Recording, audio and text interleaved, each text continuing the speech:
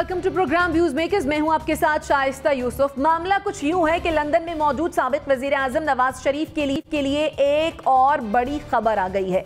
Broadsheet के मालिक कावे मौसवी नवाज शरीफ पर करप्शन के इल्जामात से दस्तबरदार हो गए हैं और उन्होंने माफी मांग ली है। कावे मौसवी ने एक इंटरव्यू में कहा है कि हमें दूसरों की बहुत सी लूटी हुई दौलत मिली, लेकिन मैं बतौर खास कह सकता हूं कि तकरीबन 21 साल की तहकीकात में नवाज शरीफ या उनके खानदान के किसी रुकन का 1 रुपया नहीं था। कावे मौसवी वो शख्स हैं जिन्होंने गुज़श्ता बरस मुतादिद मौक़ों पर दावा किया था कि उनके पास नवाज शरीफ के खिलाफ करप्शन के शवाहिद हैं और ये भी कहा था कि शरीफ फैमिली ने उन्हें रिश्वत देने के लिए राब्ता किया था। अब कावे मौसवी ने मौक़िफ़ में तब्दीली लाते हुए कहा है कि नवाज शरीफ को मकरू इल्ज़ामात का निशाना बनाया गया। जब हक़ाइक़ तब्दील हुए तो मैंने अपने ख़यालात तब्दील कर लिए। सवाल यह है कि क्या एक बार फिर हालात साबिक वज़ीर आज़म नवाज शरीफ के हक़ में तब्दील हो रहे हैं? इस पर डिस्कशन के लिए जो मेहमान हमारे साथ मौजूद हैं, तारुफ में आपसे करवा देती हूँ। ज्वाइन किया है लेफ्टिनेंट जनरल रिटायर्ड अमजद शैब साहब ने, नासिर बेग चुगताई साहब हमारे साथ मौजूद हैं। हमें ज्वाइन किया है जुनैरा अजहर साहिबा ने, नसीम सिद्दीकी साहब हमारे साथ मौजूद हैं और हमें ज्वाइन किया है मुजम्मिल सोहरवर्दी साहब ने भी। आप तमाम मेहमानों के वक्त का बेहद शुक्रिया। जुनैरा, आपके जानिब आऊँगी। 1 साल पहले कावे मौसवी ही थे जिन्होंने ये कहा कि नवाज शरीफ जो हैं वो उनको रिश्वत की ऑफ़र कर रहे हैं। आज वो माफ़ी मांग रहे हैं और कह रहे हैं कि वो तो बेगुनाह हैं। अब दोनों ही स्टेटमेंट्स एक ही शख्स की जानिब से दी जा रही हैं, किस स्टेटमेंट पर यकीन किया जाए? मेरे ख्याल है मर्जी की बात है कि यकीन करने के लिए आपका टिल्ट किस तरफ है, लेकिन अगर बिल्कुल एक न्यूट्रल बात की जाए तो ये मौसूफ जो हैं ये कोई इतने क्रेडिबल और रिलायबल शख्स तब भी नहीं थे जब ये नवाज शरीफ के ख़िलाफ़ बोल रहे थे और आज भी नहीं है। एंड द रीज़न आई से दिस इज़ के बरतानिया में जिस तरीके से फर्म्स काम करती हैं, जिन लोगों को नसीम साहब आई एम श्योर उससे वाकिफ़ हैं कि वो किस तरीके से काम करती हैं, किस तरीके से आपको एज अ क्लाइंट डील करके आपको खुद रास्ते बताते हैं चीज़ों को लीगलाइज करने के लिए। और यहाँ पे rules and laws within days आपको चेंज होते हुए मिलते हैं, बिकॉज ये लोग सिर्फ अपनी इकॉनमी का सोचते हैं। ये पाकिस्तानी नहीं है कि अपनी इकॉनमी का, अपनी चीज़ों का बेड़ा गर्क कर लें और ख़ुद लोगों को ट्रे में रख के चीज़ें पेश कर दें। अपनी इकॉनमी, अपने इंस्टीट्यूशंस के लिए क्या चीज़ें सूट करती हैं वो इन लोगों के लिए सबसे पहले मुकद्दम होती हैं। सो बेसिकली यहाँ पे रहता हुआ कोई शख्स अव्वल तो जल्दी बयान नहीं देता। अगर वो बयान देता है तो वो एविडेंस होती है जिसके ज़रिए से उसको किसी भी वक्त ट्रायल में लाया जा सकता है और उसका सारी उम्र का करियर ख़त्म हो सकता है। अब यहाँ पे बैठ के एक बयान देना और उसके बाद तब्दील करना इतना आसान नहीं है। इट सिंपली मीन्स कि या तो कुछ स्ट्रिंग्स पुल की गई हैं या तो एक्सेस दी गई है, उन तक किसी को कहा गया है कि क्या कहें क्या ना कहें, या पहले ऐसे किया गया था या अभी ऐसा किया गया है। क्योंकि अगर उनको कोई भी कोर्ट में ले जाए तो ये चीज़ें खुल के सामने आ जाएंगी, लेकिन वो कोई करना नहीं चाहेगा। वन थिंग विच इज़ मेरे लिए जो एक ट्रेजेक्ट्री है, जो मैं समझती हूँ कि मेरे ज़हन में वो दिन चल रहे हैं जब पैनामा पेपर्स थे और एकदम से एक सिटिंग वज़ीर आज़म को उसके ऊपर इल्ज़ाम लगा, उसका ट्रायल हुआ, उसको नाअहल किया गया, उठाया और बाहर मारा। आज एकदम से वही शख्स फिर से अहल होने के करीब होता हुआ नज़र आ रहा है। तो क्या चीज़ें इतनी ट्रांसपेरेंट हैं जितनी हमें लग रही हैं, या वाकई पीछे से कुव्वतें बैठ के स्ट्रिंग्स हिलाती हैं और कभी एक ही चीज़ किसी के लिए हलाल हो जाती है, किसी के लिए हराम हो जाती है?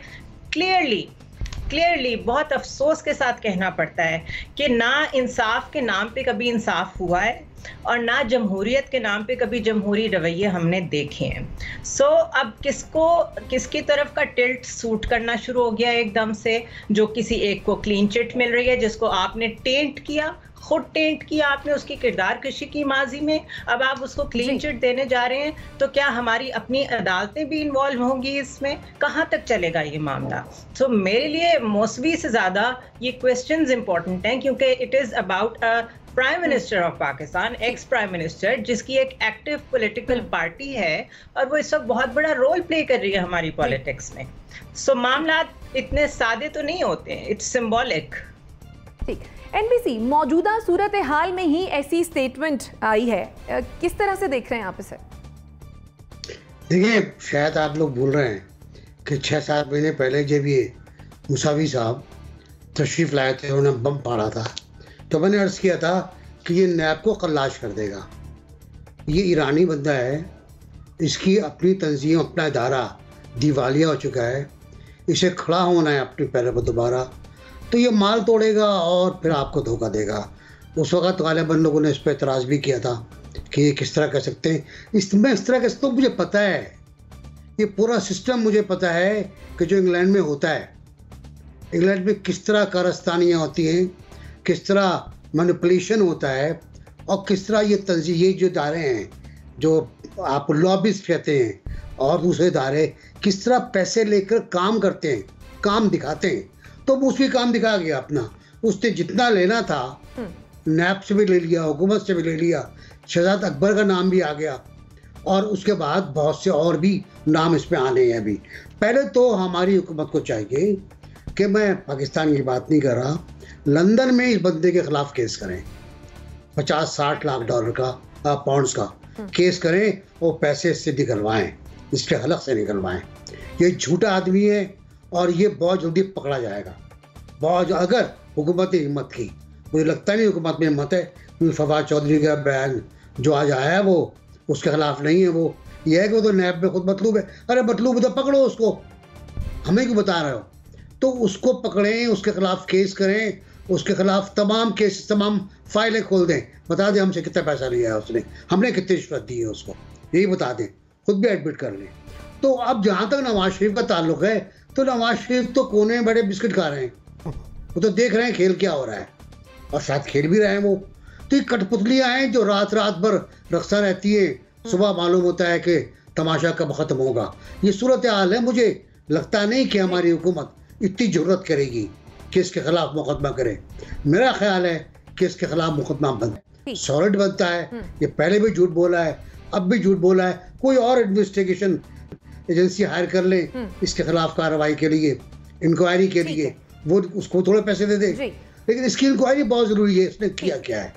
और मैं अपनी बात पे कायम हूँ, 6 महीने पहले की, कि ये पैसे तोड़ने आया था और पैसे तोड़ गया। ठीक, आपके ख्याल में इंक्वायरी की जानी चाहिए, मुकदमा होना चाहिए इस शख्स के खिलाफ, आपका पॉइंट आ गया। जनरल साहब, ब्रॉडशीट कमीशन रिपोर्ट आई थी जिसमें तफसीली तौर पर तो नहीं लेकिन सरसरी तौर पर जिक्र किया गया था कावे मौसवी के कैरेक्टर के बारे में कि ये सज़ा याफ्ता शख्स हैं। मान लिया कि अगर वो सज़ा याफ्ता हैं और उनका रिकॉर्ड ठीक नहीं है, तो फिर उनके पिछले बयान की या इस बयान की क्या अहमियत रह जाती है? बिस्मिल्लाहिर्रहमानिर्रहीम। देखिए, ये नैब में भी एक बड़ा स्कैंडल है, इसकी हायरिंग, इसका बाद में लोग जाके मिले, पैसा इससे वसूल किया या इसको देने का कहा, वो सारा एक मशकूक सा अमल था जिसकी तहकीक होनी चाहिए। और जो बात NBC कह रहे हो बिल्कुल दुरुस्त है कि लुटा तो पाकिस्तान है दोनों तरह से, इसने भी खाया और जिनकी तहकीक करने जा रहा था वो भी, उन्होंने भी खाया। दूसरी बात यह है कि इसका ये मैंडेट नहीं था, जो इसको दिया गया था वो मैंडेट नहीं था कि तुम मनी लॉन्ड्रिंग पता करके दो या ये करो। इसको मैंडेट दिया गया था कि तुम इनकी जो प्रॉपर्टीज हैं वहां पे वो लोकेट करके दो जो डिक्लेयर्ड नहीं है, जिनका कोई पता नहीं, क्योंकि हुकूमत के पास यहाँ पे कोई इंफॉर्मेशन नहीं थी। और इसने प्रॉपर्टीज जो है वो उसको जो वहां पे मौजूद हैं उनकी ओनरशिप क्योंकि बेनामी पे होती है, किसी और के नाम पे होती है, तो आपको लिंक निकालना पड़ता है ओरिजिनल ओनर या बेनिफिशरी के लिए। लिहाजा वो तहकीकात इस शख्स ने करनी थी, वो भी मेरा ख्याल है इसने पूरी नहीं की, पैसे ले गया। अब जब ये इसने लास्ट स्टेटमेंट दी, पैसे लेने थे इसने तो हुकूमत पाकिस्तान से, तो इसने कहना शुरू किया कि मैंने मियां नवाज शरीफ की तमाम प्रॉपर्टीज और सारी इंफॉर्मेशन मुहैया कर दी थी, मुझे पूरे पैसे नहीं मिले। उस वक्त ये जो खबर अचानक से ये सामने आया, तो उस वक्त मियां फैमिली ने ये कहा कि ये हमसे रिश्वत मांगता था, इस वजह से इसने ये बयानात दिए हैं। अब मैं अज्यूम करता हूं कि उसको पैसे मिल गए हैं जो उसने मांगे थे मियां साहब से या मियां फैमिली से, और उसने अपना बयान बदल लिया है। उसको सिर्फ पैसे चाहिए थे, बयान का तो। और फिर एक ट्रैक रिकॉर्ड मौजूद है जो जारी डॉक्यूमेंट्स का, क्योंकि यहाँ केस ये नहीं था कि ये ब्रॉडशीट क्या कहती है, केस था कि आपकी जायदादें हैं, आपने माना, आप उसके लिए जो मनी ट्रेल है हमें वो देते हैं। मनी ट्रेल की बजाय आपने कहना शुरू, पहले तो पार्लियामेंट में आपने माना कि ये जायदादें हमारी हैं, टेलीविजन पे भी आके तकरीर की और कहा हमारे हैं, और कहा जी बेनामी वो रखते हैं जो हराम का पैसा लेके आते हैं। लेकिन जब मनी ट्रेल मांगी तो फिर कुछ नहीं था, फिर कहा जी हमें तो, मेरी तो है ही नहीं, ये तो मेरे बेटों की हैं। तो असल के सब वहां था वो केस जो है, ये सारे केसेस अपने जो हैं वो जाली वीडियोस के जरिए, जाली टेप की हुई ऑडियोस के जरिए, कुक्ड अप लेटर्स, कोई कतरी होगा, कोई कुछ, उनके जरिए ये हैंडल करने की कोशिश कर रहे हैं, लेकिन मनी ट्रेल नहीं दे रहे। तो ये किस्सा बिल्कुल मुख्तलिफ है। अगर आप ये कहें कि इससे कोई फायदा पहुंच जाएगा तो वो एक पब्लिक, आप कह लीजिए कि रिलेशन की एक्सरसाइज तो चलेगी जो ये चला रहे हैं अवाम को बेवकूफ बनाने के लिए, लेकिन हकीकतन उसका मेरा नहीं ख्याल कि कुछ फायदा हो, क्योंकि अदालती कार्रवाई बिल्कुल मुख्तलिफ नौइयत की। ठीक है। नसीम सिद्दीकी साहब, ये जो खबर आज गर्दिश कर रही है कावे मौसवी के हवाले से, आपके ख्याल में इस खबर का पाकिस्तानी सियासत पर क्या इम्पैक्ट, जो आम लोग हैं उन पर इसका क्या असर होता है? थोड़ा सा मुझे आज आपने एक्स्ट्रा टाइम देना है। पहले तो मैं एनबीसी की बात को एंडोर्स करूंगा कि बिल्कुल मैं भी उस प्रोग्राम में मौजूद था और उन्होंने कहा था कि ये दोनों तरफ से पैसे बनाएगा और ये कोई काम नहीं करेगा। अब मैं जुनैरा ने जो मेरी तरफ मेरे कोर्ट में बॉल फेंकी है, ये वहाँ पे जो भी लोग जाते हैं वो कोई भी कंपनी बना लेते हैं और वहाँ पे बड़ा रिवाज है लंदन के अंदर कि आप कोई कंपनी बना लें, उस कंपनी के अंदर काम करें, बैंक से लोन लें, लोगों से लोन लें, उसके बाद बैंकक्रप्ट हो जाते हैं, वहीं पे मौजूद होते हैं, उनको कहीं भागना नहीं पड़ता, अपनी कंपनी को बैंकक्रप्ट शो करके फिर वहीं पे बैठ के दूसरा डायरेक्टर चेंज करके दूसरी कंपनी बना लेते हैं। अच्छा, फिर जो हमारे लोग यहाँ से या इंडिया, साउथ एशिया से, दूसरे मुल्कों से लोग वहाँ पे जाते हैं कोई भी इस किस्म का काम करवाने के लिए, तो इस किस्म के लोग उनसे कहते हैं कि आप हमें इसमें कितना कमीशन देंगे, तो हमारे लोग कहते हैं आप पहले ये बताएं कि उसमें से आप हमें कितना कमीशन देंगे। तो जो असल मामला होता है वो बिल्कुल पीछे रह जाता है और अपने कमीशन विलिंग एंड डीलिंग जो है ना वो शुरू हो जाती है। इस किस्म की बेशुमार कंपनीज वहाँ पे मैंने काम करते देखी हैं और उनका एंड रिजल्ट यही होता है कि वो दोनों पार्टी से पैसे लेके निकल जाती है। अब आपके सवाल की तरफ आता हूँ, इससे कोई फ़र्क नहीं पड़ेगा क्योंकि मौसवी की कोई हैसियत नहीं है, वो कोई वहाँ पे लंदन कोर्ट नहीं है, वो कोई पाकिस्तान का सुप्रीम कोर्ट का जज नहीं है, वो एक वहाँ पे जो है एजेंट की हैसियत रखता है। इस एजेंट ने पहले कहा कि मैंने ये उनकी जो प्रॉपर्टीज़ हैं ये रिवील की हैं, लिहाजा वो उसने कोर्ट में जाके उन चीज़ों के एवज़ इसने अपना कमीशन लिया। पाकिस्तान ने बहुत बड़ा पैसा इसको पे किया और वो भी कोर्ट के ज़रिए। फिर उसने कहा कि नवाज शरीफ ने मुझे रिश्वत देने की कोशिश की है।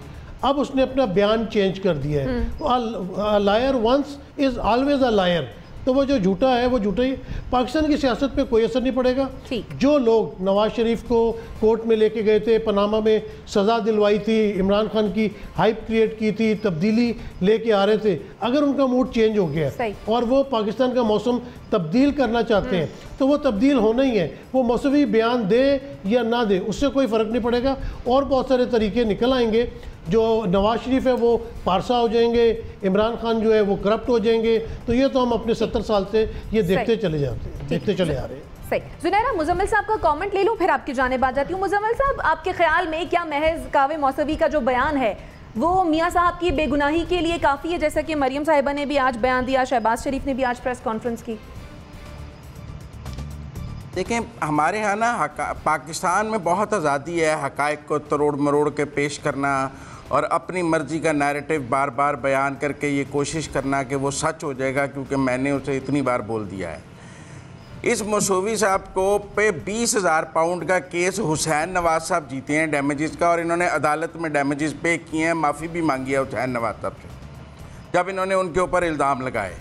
वो बरतानिया है, वहाँ हद तक इज़्ज़त के मुकदमात का फ़ैसला कोई साल में नहीं होता, वहाँ महीनों में हो जाता है। आप कितनी भी एडजमेंट ले लें, ये पाकिस्तान के कई मीडिया हाउसेज वहाँ पे बैंकक्रप्ट हो गए हैं लंदन में क्योंकि वहाँ हद तक इज़्ज़त के कवानीन बहुत सख्त हैं। वहाँ इस तरह इल्ज़ाम लगा के आप ज़्यादा अरसा भाग नहीं सकते हैं। मौसूवी साहब, पाकिस्तान में तो हमारे ब्रॉडशीट कमीशन को जो मिट्टी पाओ कमीशन था, जिसको मिट्टी पाओ कमीशन मैं कहता हूँ कि हर चीज़ पे मिट्टी डालने के लिए वो कमीशन बनाया गया था कि जितनी मुकद्दस गायें हैं वो बच जाएं, किसी तरह उन पर कोई आंच ना आ जाए, उन पर कोई रेफरेंस, कोई मुकद्दस उन पर ना बन जाए। उस मिट्टी पाओ कमीशन ने तो मसूवी पे रेफरेंस बनाने की सिफारिश नहीं की। उसने तो नहीं लिखा कि मुशर्रफ पे भी रेफरेंस बनाएं, उस वक्त के डीजी नैब पे भी करप्शन का रेफरेंस बनाएं।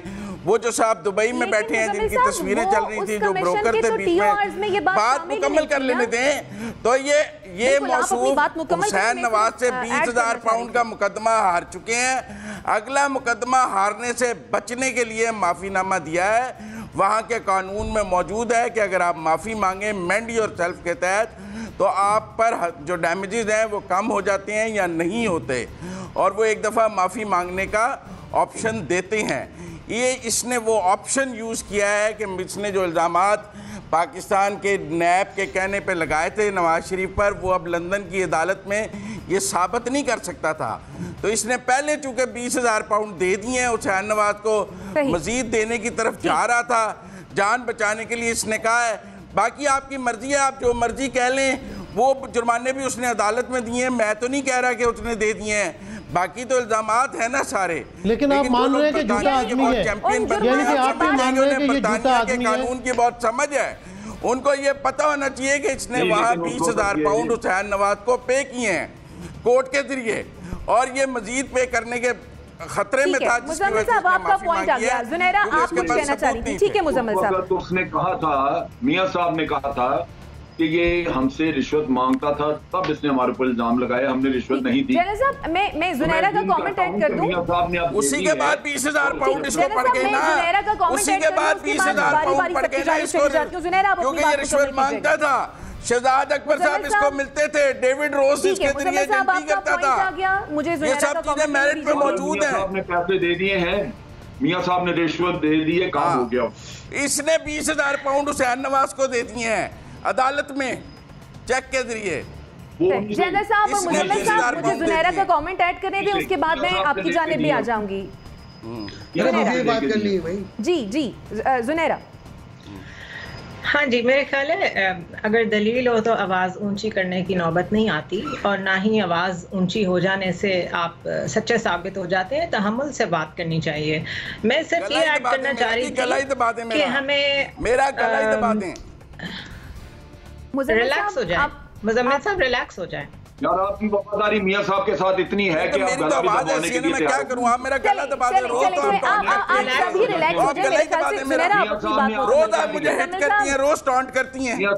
मुजम्मिल साहब मेरे ख्याल से ये मुनासिब नहीं है, मेरे ख्याल से ये मुनासिब नहीं है। आप प्लीज जुनैरा को अपनी बात मुकम्मल करने दीजिए। जी जुनैरा। मैं सिर्फ ये कहना चाहती हूँ कि हमारे मुल्क का पैसा है जिसके लिए इन साहब को, इनकी कंपनी को हायर किया गया, और हमारे मुल्क का पैसा टैक्स पेयर का पैसा है। और इस एक शख्स ने जिस तरीके से तमाशा बनाया है हमारे मुल्क का, मेरे ख्याल है इसको एग्जाम्पल समझते हुए आइंदा के लिए नैब को रिस्ट्रिक्ट करना चाहिए कि वो किस तरह की, किस लेवल की फर्म्स को हायर कर सकते हैं इस तरह के काम करने के लिए, नंबर 1। नंबर 2, क्या वर्थ इट है वाइट कॉलर क्राइम्स के लिए इतना पैसा डॉलर्स में पे करना ऐसी कंपनीज को जिनकी क्रेडिबिलिटी का आप कभी अंदाजा नहीं कर सकते, क्योंकि यहाँ का सिस्टम ही ऐसा है। दूर से बैठ के लगता है बड़ा ट्रांसपेरेंट है, लेकिन ट्रांसपेरेंट है नहीं। और तीसरी चीज़ ये कि इस तरह की चीज़ें कब तक बरतानिया से और मुख्तलिफ ममालिक से असरअंदाज होती रहेंगी हमारी सियासत पे, और हम एक दूसरे के गिरेबान पकड़ते रहेंगे। So this must come to an end. इसका कोई ना कोई बैठ के तदारुक करना चाहिए नैब के साथ, जो भी और इदारे हैं बैठें, डिस्कस करें और कोई इसका हल निकालें। ठीक है, बैठ के डिस्कस करके हल निकालने की जरूरत है। एनबीसी आप भी कुछ ऐड करना चाह रहे थे? इसके बाद मुझे देखिए, मैं तो पहले अपनी बात पे कायम हूँ। जनरल साहब ने भी इसका हल्का सा इशारा दिया है कि वो लोग जिन्होंने इससे मुआहदे किए, वो जिन्होंने इसको हायर किया, वो जिन्होंने इससे सौदेबाजी की, वो जिनके नाम आ रहे हैं लंदन हाई कोर्ट के फैसलों में, उनको तो पकड़े भाई। जो पाकिस्तानी हैं, जो पाकिस्तान में हैं, उन्होंने ही करप्शन फैलाई है।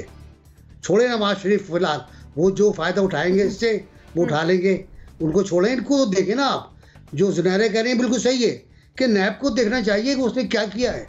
नैब ने गलती की है, गलती नहीं की, मुजरिमाना फेल किया है। और ऐसे आदमी से आपने एग्रीमेंट किया जो दिवालिया था, जो ख़त्म हो रहा था, जो क्रिमिनल था, और उसके बाद आपने आके सब कुछ हार गए आप। उसने आपको कोर्ट में बदनाम कर दिया, कोर्ट से केस वापस ले लिया, कोर्ट ने केस वापस लेने की बुनियाद पर आपको जुर्माना कर दिया। तो ये बहुत से मसाइल हैं। इसमें पाकिस्तान के अंदर जो लोग हैं उनके खिलाफ कार्रवाई ज़रूरी है, और इसके खिलाफ भी कार्रवाई लंदन में ज़रूरी है। ठीक है, नसीम सिद्दीकी साहब, जयल साहब का कमेंट ले लूं। जयल साहब आप कहिएगा। ये बिल्कुल ठीक है। पाकिस्तान में जिन लोगों ने मुजरमाना हरकत की, और बहुत ज्यादा मैं समझता हूँ ये तकलीफ चीज है कि फॉरेन एक्सचेंज में इतनी बड़ी बड़ी रकम पे की, हो सकता है यहाँ पे लोगों ने उसमें हिस्सा भी वसूल किया हो। मेरा ख्याल है स्टार्टिंग पॉइंट वही होना चाहिए, पहले पकड़ उनकी होनी चाहिए जिन्होंने ये एग्रीमेंट्स किए और जिन लोगों ने ये पैसा आगे दिया बगैर वेरिफिकेशन। और उसने कुछ नाम भी लिए थे कि जिन्होंने वहां उससे कमीशन मांगी, उन लोगों को भी यहाँ पे घेरना चाहिए, उनका भी पूरी इन्वेस्टिगेशन होनी चाहिए कि क्या उन्होंने भी लिए है, क्योंकि अगर बुराई है तो उसकी जड़ तक जाना चाहिए। ये नहीं है कि मियां साहब का तो अपना रिकॉर्ड है जाली डॉक्यूमेंट्स तैयार करवाने का, लेकिन बाकी लोगों का जो नहीं सामने आए उनको भी निकालना चाहिए। ठीक है, नसीम सिद्दीकी साहब क्विकली कमेंट कीजिएगा। मुझे बिल्कुल, मेरे फाजिल दोस्त ने ये बात मानी कि वो उसने झूठ बोला और हुसैन नवाज को उसने जुर्माना पे किया, तो ये तो साबित है कि वो झूठा बंदा है। दूसरा, सबको मालूम है कि जस्टिस अजमत सईद ने इसके ऊपर पूरी इंक्वायरी की है, लेकिन उस इंक्वायरी में क्या सामने आया, किसके खिलाफ बातें सामने आई, ये चीज़ें सामने आनी चाहिए ताकि आइंदा पाकिस्तान का पैसा इस तरह ज़ाया ना जाए। चलिए ठीक है नाज़रीन, छोटी सी एक ब्रेक लेते हैं, फिर आते हैं। स्टे विद अस।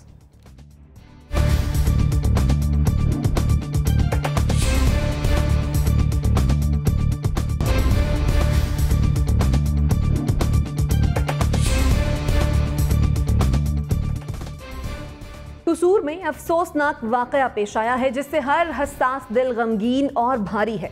फत्तोकी में बारातियों ने पापड़ फरोश पर जेब तराशी का इल्ज़ाम लगाया और उस पर तशद्दुद किया, जिसके नतीजे में उसकी मौत वाक़ई हो गई। मुआशरे की मजीद बेहिसी की इंतहा उस वक्त देखी गई जब लाश शादी हॉल में मौजूद होने के बावजूद बाराती रग़बत से खाना खाते रहे। सोशल मीडिया पर वायरल वीडियो में वाज़े तौर पर देखा जा सकता है कि एक तरफ गरीब पापड़ फरोश की लाश ज़मीन पर पड़ी है और दूसरी तरफ बाराती वहीं पर खाना खा रहे हैं। सवाल यह है कि मुआशरे की इस दर्जे बेहिसी की वजह आखिर है क्या?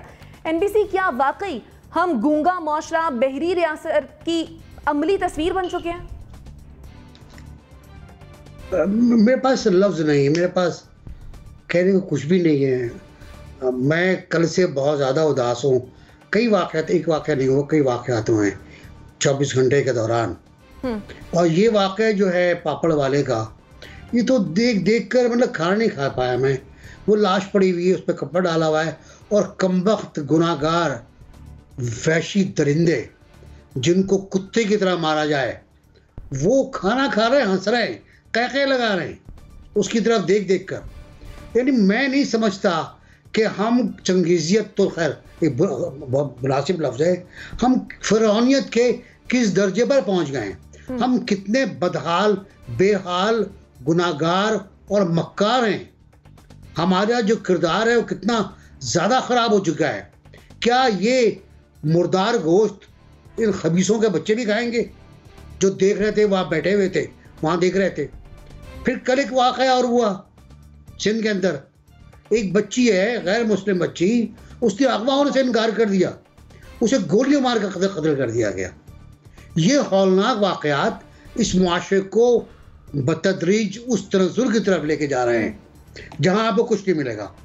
आप देखिए, आप बहुत बातें करते हैं, हम लोग इंसाफ, फौरी इंसाफ, ये लें खटाखट इंसाफ, आज की समात कल की समात। यार मोटरवे का वाक़या अब तक मुकम्मल नहीं हो पाया है, उसके बाद के वाक़यात अब तक मुकम्मल नहीं हो पाए हैं। वो जो लड़का और लड़की का केस है वो पता नहीं कहाँ जा रहा है। वो एक कत्ल का केस है, वो गायब हो गया। कितने पुलिस वालों ने लोग मारे हैं, वो गायब हो चुके हैं। हम अभी तक वो श्रीलंका वाला वाक़या, असमातें चल रही हैं, समातें। वो भाई नहीं करे इस तरह। अगर ये मुआशरा उठ गया, इसने बगावत कर दी, तो आप कहीं नज़र नहीं आएंगे। और ये वाक़या जो हुआ है, अब मैं इस बारे में मैं तो बहुत ज़्यादा मायूस हो चुका हूँ, लेकिन मुझे इस मायूसी में एक उम्मीद नजर आती है कि आने वाला वक्त इन लोगों को जला के मारेगा। सही। जनरल साहब, हम देखते हैं कि खान साहब अपनी हर तकरीर में रियासत मदीना का बहुत जिक्र करते हैं। वो इस मुल्क को रियासत मदीना की शक्ल देना चाहते हैं। आपके ख्याल में इस किस्म के जो वाक़यात रुनुमा होते हैं, ऐसे में रियासत का किरदार क्या होता है और रियासत का किरदार क्या होना चाहिए? देखिए, रियासत का किरदार यही है कि वो कानून की हुक्मरानी कायम करें और उसमें कोई भी लोग मुलव्वस हों, कोई बाख्तियार हो, कोई इन्फ्लुएंस वाला आदमी हो, कानून उस पर भी उसी तरह लागू होना चाहिए। जो सूरत हाल है वो ये है कि माशरा हमारा वक्त के साथ साथ बिगड़ता बिगड़ता ऐसी नहज पे पहुंच चुका है जहां ये एक आध दो वाकयात वाली बात नहीं, ये बहुत अभी फ्रीक्वेंटली हो रहे हैं। आपको याद होगा कि इन्हीं के दौर में साहिवाल के करीब जो हुआ था, वो आपको याद होगा, पुलिस वालों ने एक फैमिली मार दी थी। अभी ये कसूर ये सियालकोट में वाकया हुआ जहां वो श्रीलंकन को लिंचिंग करके मार दिया। अब ये बेहिसी का एक वाकया जो पापड़ वाले का, और उससे पहले आपको याद होगा कि कोयटा में एक मेंबर असेंबली ने एक पुलिस वाले के ऊपर गाड़ी चढ़ा दी और वो बरी होके बाहर आ गया। तो असल दुख यही है कि यहाँ पे कानून की हुक्मरानी नहीं, कानून सब पे लागू नहीं, ये सिलेक्टिव किस्म का यहाँ पे इंसाफ मिलता है। बासूरत इस हुकूमत की या कोई भी हुकूमत हो, उसकी जिम्मेदारी है कि वो कानून की हुक्मरानी कायम करे। अगर वो नहीं होगी तो लाकानूनियत या आप कह लीजिए कि असर रसूख वाले लोग वो दुनिया में या पाकिस्तान में वो सुरखरू रहेंगे जुर्म करने के बाद भी, और दूसरे लोग भुगतेंगे। तो ये सबसे बड़ा अलमिया यही है हमारी रियासत का भी और माशरे का, कि यहाँ कानून सिलेक्टिव किस्म का है। अदालतें भी, पुलिस भी और हुकूमतें, ये सब ताकतवर के साथ हैं। जो कराची में वाकया हुआ, वो जो एक डीएसपी के बेटे को कत्ल किया था एक ने, और वो लड़का जो है वो बड़े पावरफुल लोगों का था, वो छूट गया। लाहौर में एक वकील का बेटा छूट गया जो कि पूरी बार काउंसिल उसके साथ थी, और एक बच्ची के ऊपर उसने चाकुओं के वार किए थे। बेशुमार मिसालें, बेशुमार मिसालें। लेकिन मैं तवक्को करता हूं कि इस गरीब की को दादरसी करेगा। किसी के अंदर तो शराफत और इंसानियत होगी कि वो इन बारात वालों में से वो लोग ढूंढ के जिन्होंने ये कत्ल किया है उनके ऊपर कत्ल का मुकदमा बाकायदा चलवाएगा। रियासत की मुद्दे में बेशक चले, लेकिन चलना चाहिए, इस गरीब के खानदान को इंसाफ मिलना चाहिए। नाज़रीन, बाकी एनालिस्ट की राय भी शामिल करेंगे, लेकिन एक छोटी सी ब्रेक लेते हैं, चाहते हैं। स्टे विद अस।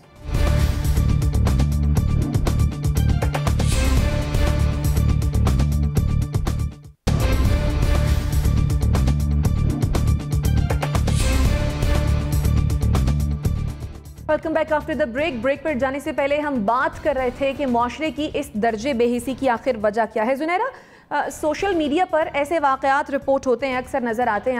आपके ख्याल में क्या माजी में भी मुआशरा इसी तरह था जैसा अब नज़र आता है, या फिर शायद अब जो है वो तब्दीली आ रही है? देखिए, सोसाइटीज़ इम्प्रूव करती हैं, और इन आर केस बहुत अफसोस से कहना पड़ता है कि हम बहुत डिटीरियोरेट किए हैं। अखलाकी तौर पे हम बहुत ज़वाल की तरफ गए हैं। मुझे नहीं लगता कि आज से 10 साल पहले या 15 साल पहले जो सलूक इस पापड़ वाले के साथ हुआ, हमने ये तो सुना था कि ब्लास्फेमी के नाम पे लोगों पे इल्ज़ाम लगा के रिलीजन को यूज़ करके बहुत कुछ किया जाता है। लेकिन एक गरीब आदमी के ऊपर अगर उसने, फ़र्ज़ कर लें उसने किसी की जेब काटी थी, तो क्या आप मार ही देंगे उसको? तो ये एक्सट्रीमिज्म का कौन सा लेवल है? और इन लोगों को शायद ये मालूम हो गया है कि हम जो भी कर ले हमें पूछने तो किसी ने आना नहीं है। ये बहुत बड़ा पॉइंट है मेरे लिए कि अब मतलब बात सिर्फ ब्लास्फेमी लॉज तक नहीं रह गई है। अब वैसे भी जिसकी जो मर्जी है वो करता फिरेगा। एक लड़की शादी से इनकार कर रही है, आप उसे गोली मार रहे हैं। वो जो खदीजा केस था जिसमें उसको 22 दफ़ा स्टैब किया उस लड़के ने, वो खुद वकील का बेटा था, उसको पता था मैं बच जाऊंगा। इसी तरह जनरल साहब ने जितनी एग्जाम्पल्स कोर्ट की हैं वो सारी क्या बताती हैं? वो ये बताती हैं कि ना पुलिस का डर है, ना लॉ का डर है, ना सोसाइटी का डर है, क्योंकि ये लोग तो बड़ा सीना फैला के वापस जाते हैं, उसी सोसाइटी में उठते बैठते हैं। हम तो इतनी मॉरल करेज नहीं रखते कि इन लोगों का कोई सोशल बॉयकॉट कर सकें या कोई एक मिसाल कायम कर सकें कि जो सलूक इन्होंने उस शख्स के साथ किया, एक दफ़ा सारी पढ़ी लिखी कौम इकट्ठी होके इनको सबक सिखाए तो शायद लॉ भी होश में आ जाए। लेकिन हम फिर खामोश हो जाते हैं क्योंकि ये है तो एक बड़ा अजीब सा एक्ट, हॉस्टिलिटी का एक्ट है। हम नहीं कर सकते, हम चाहें भी तो नहीं कर सकते। लेकिन कब तक चीखते रहेंगे? इस कदर तनज़्ज़ुली और आपको अखलाक से गिरने के लिए तो कोई रीज़न नहीं चाहिए होती, वो हम क्यों गिरते जा रहे हैं? ये रीज़न्स कौन तलाश करेगा? अथॉरिटीज़ बनाना बहुत अच्छा काम है, लेकिन आप उसमें अगर ये किसी एक अथॉरिटी को आप सिर्फ ये कमीशन कर दें कि आपने सोसाइटी को रिफॉर्म करना है, मतलब प्रैक्टिकली तो ये करना चाहिए ना। रहमतुल आलमीन अथॉरिटी बनाई गई है, आई एम श्योर वो बहुत खिदमत करेगी दीन की, लेकिन इससे बड़ी खिदमत हो नहीं सकती कि आप इंसानियत दोबारा सिखाएं इस माशरे को जो भूल गई भी है। तो जितना भी अब उस बेचारा जो पहले ही पापड़ बेचता था वो घर कितने पैसे ले जाता होगा, कितने उसके बच्चे होंगे, किस तरह उनको पाल रहा होगा, अब वो भी नहीं है तो कौन देखेगा उनको? बिल्कुल। सो मेरे ख्याल है अफसोस, बहुत ही अफसोस है, और क्या कहूँ मैं इस पे। बिल्कुल, आप ठीक कह रही हैं कि हमें शायद दोबारा से इंसानियत सीखना होगी। नसीम सिद्दीकी साहब, क्या वजह है कि हमें दूसरों का दर्द, अपना दर्द नहीं लगता? पहले तो मैं जुनैरा ने कहा कि रहमतुल आलमीन आपने कमेटी बना दी है, लेकिन आप अपनी लैंग्वेज देखें, आप किस तरह दूसरे सियासतदानों के नाम लेते हैं। तो ये इस तरह की कमेटीज़ बना देनी और अपना करैक्टर लीडर हजरात को तो लोग फॉलो करते हैं ना। तो बात यही कि मैं अरबाब इख्तियार से भी एक दरख्वास्त करूँगा कि ये पॉलिटिशियंस की विच हंटिंग जो है इसको ख़त्म कर दें, तवज्जो दें मुआशरे की तरफ, क्योंकि ये मुआशरा तबाह होता जा रहा है। ये सियासतदान भी नहीं रहेंगे, ये मुआशरा भी नहीं रहेगा, तो इसकी तरफ तवज्जो देनी पड़ेगी। और दूसरी ड्यूटीज़ सियासतदानों की, तमाम पार्टीज़ की, कि ये कौमी असम्बली में बैठे, पार्लियामेंट के अंदर बैठे और वहाँ पर कानून साजी करें, ऐसी कानून साजी करें इन चीज़ों के बारे में जो आए दिन हम चीज़ें देखते हैं हमारे मुआशरे में, जो गंदगी फैलती जा रही है। इनके NBC ने कहा कि उनको इस खबर का पता चला है तो उनका खाना खाने को दिल नहीं किया। ये अकदार होती हैं, ये उनकी अकदार हैं। और किस तरह बेहस लोग बैठे हुए वहाँ पे कि एक डेड बॉडी पड़ी है और वो खाना खा रहे हैं, उनको कोई एहसास ही नहीं। तो आपने जो सवाल पूछा, मतलब माशरा हमारा जिस तरफ जा रहा है वो बिल्कुल मटीरियलिस्टिक होता चला जा रहा है। जिस तरह शादियों पे जब खाना खुलता है और जिस तरह लोग उसके ऊपर टूट पड़ते हैं, मतलब ये पेट की जो भूख है यही ख़त्म नहीं हो पा रही। और जिस तरह आप ट्रैफिक में देख लें, कौन से हुजूम में बदल गए हैं? हजूम में बदल क्या गए हैं? अब तो हजूम चलता चला जा रहा है। आप ट्रैफिक के अंदर हाल देख लें, आप किसी बाज़ार में चली जाएं, मतलब कोई शरीफ आदमी इंसान जो है वो भरे बाज़ार में जा नहीं सकता है, लेडीज़ स्पेशली वहाँ पे जा नहीं सकती है। तो ये आए दिन के वाक़यात हैं। कभी कभार सोशल मीडिया की वजह से ये वाक़यात हमारे सामने, हमारी नज़र में आ जाते हैं। ये तो हर जगह, हर गली कूचे मोहल्ले गाँव के अंदर इस तरह के वाक़यात 24 घंटे हो रहे हैं और इनका सद्देबाब होना चाहिए। अगर इनका सद्देबाब नहीं हुआ, मुआशरा दुरुस्त नहीं हुआ, तो इसी मुआशरे में से हमारे मजीद हुक्मरान आएंगे हमारे ऊपर, तो उससे आप अंदाज़ा लगा लें। मुज़म्मिल साहब, मीडिया ऐसे वाक़यात रिपोर्ट करता है, आपके ख्याल में क्या यहाँ पर मीडिया का किरदार ख़त्म हो जाता है कि ये वाक़यात हमने रिपोर्ट कर दिए, या फिर मज़ीद भी कोई जिम्मेदारी हम पर आयद होती है? हमारे यहाँ फॉलो अप कम है मीडिया में। हमारे यहाँ जब वाक़या होता है तो वो तो रिपोर्ट होता है, लेकिन जब कोर्ट प्रोसीडिंग जैसे वाक़यात की होती हैं फिर उनका फॉलो अप कम है, फिर मीडिया की तवज्जो भी बहुत कम हो जाती है, बात हेडलाइन से निकल जाती है और बहुत ही अखबारात में तो अंदर के सफ़ों पे चली जाती है और स्क्रीन से गायब हो जाती है। लेकिन मैं एक और बात करना चाहता हूँ। मैं चाहता हूँ कि हमारी कौम को हमारे वज़ीर-ए-आज़म रोज़ रियासत मदीना का दर्स देती हैं, लेकिन वो ये नहीं बताते कि अल्लामा इकबाल ने कहा है, दर्द दिल के वास्ते पैदा किया इंसान को, वरना अतात के लिए कुछ काम न थे करो बियाँ। और मैं यकीन से कह सकता हूँ कि पूजा कुमारी और अशरफ पापड़ वाले के जो कातिल हैं वो शब बरात वाले दिन माफ़िया मांग मांग कर नेक मुसलमान होने का दावा करते रहे होंगे। हमारे यहाँ हकूकुल्लाह को ही इस्लाम समझ लिया गया है और हकूकुल इबाद को बिल्कुल ख़त्म कर दिया गया है। आप ये देखें कि हम खुद कहते हैं कि जी या एक अच्छाई एक बुराई, और अगर आप बुराई को नेस्तो नाबूद कर दें और आपने खुद फैसला करना है कि अच्छाई मैं हूँ और दूसरा बुराई है। जब हुक्मरान ख़ुद को अच्छाई कहने लग जाएं और अपने मुखालफिन को बुराई कह के उनके घरों पर हमलों की जो है वो हौसला अफजाई करेंगे तो माशरा इसी तरफ जाएगा। अगर रियासत मदीना हकीकी होती तो एक कुत्ते के मर जाने का भी जिम्मेदार है हुक्मरान। ये तो अशरफ पापड़ वाला मर गया है तो उसके घर तो कोई हुक्मरान पहुंच ही नहीं सका उसके जनाजे में उसके घर वालों के साथ ताज़ियत करने। तो रियासत मदीना में ये तो नहीं हो सकता है। लिहाजा मैं समझता हूँ कि हमें अपने बच्चों को, अपनी नौजवान नस्ल को ये बताने की ज़रूरत है कि दर्द दिल के वास्ते पैदा किया है इंसान को, बताने की ज़रूरत है। बिल्कुल, के लिए कुछ कम न थे करो बिया। ठीक, जो आप कुछ ऐड करना चाह रही हैं क्विकली ऐड कीजिएगा, मुझे क्लोजिंग की जाने बढ़ना। मैं शॉर्टली सिर्फ ये कहना चाह रही हूँ कि हम लोग इतना सियासत में उलझ गए हैं, मीडिया के तौर पे भी मैं कह रही हूँ और माशरे के लिहाज से भी कह रही हूँ कि हर वक्त हम नवाज शरीफ, जरदारी, इमरान खान के लिए लड़ रहे होते हैं। मेरे ख्याल है ये लोग हम पे डिवाइड एंड रूल की पॉलिसी अप्लाई करती है और इन्होंने हमें इतना डिवाइड कर दिया है कि असल इश्यूज जो कि सोशल इश्यूज हैं उनसे हमारी तवज्जो हट गई है। तो मेरे ख्याल है हमें एज अ जर्नलिस्ट भी बैठ के इन इश्यूज पे ज़्यादा बात करनी चाहिए ताकि हम कुछ रोल प्ले कर सकें नेशन बिल्डिंग में। बिल्कुल ठीक। ना तो हमारे एनालिस्ट की राय, इसी के साथ मुझे और मेरे मेहमानों को दीजिए इजाज़त। अल्लाह ने के बाद।